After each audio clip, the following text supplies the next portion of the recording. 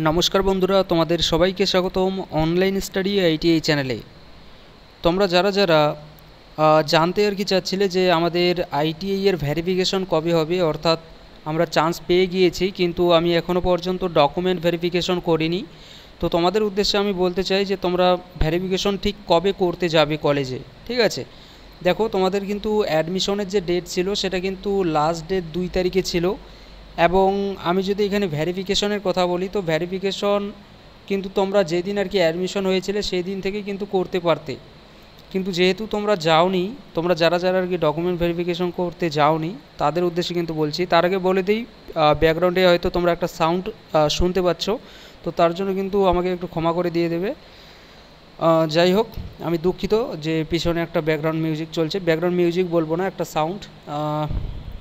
তো মেইন যে আর কি আমাদের যে সম্পর্কে আমরা জানতে চাচ্ছি যে ভেরিফিকেশনের জন্য আমরা কবে যাব, ঠিক আছে? এদিকে আমরা ফোকাস রাখি।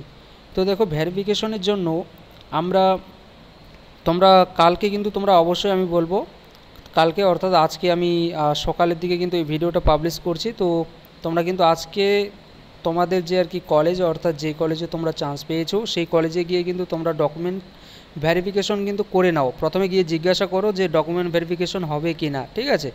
ডকুমেন্ট ভেরিফিকেশন যদি হয়ে থাকে তাহলে অবশ্যই কিন্তু তোমরা ডকুমেন্ট ভেরিফিকেশন করে নিয়ে নাও। ডকুমেন্ট ভেরিফিকেশন করার জন্য কি কি ডকুমেন্টস তোমাদেরকে নিয়ে যেতে হবে সে সম্পর্কে কিন্তু আমি তোমাদেরকে অলরেডি কিন্তু বলে দিয়েছি।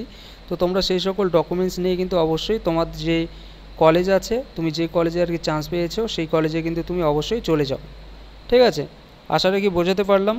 তারপরে যদি তোমাদের কোনো ডাউট থেকে থাকে তোমরা অবশ্যই কিন্তু জিজ্ঞাসা করতে পারো, আমি তোমাদের ডাউট কিন্তু ক্লিয়ার করার জন্য কিন্তু অবশ্যই চেষ্টা করব। Thank you.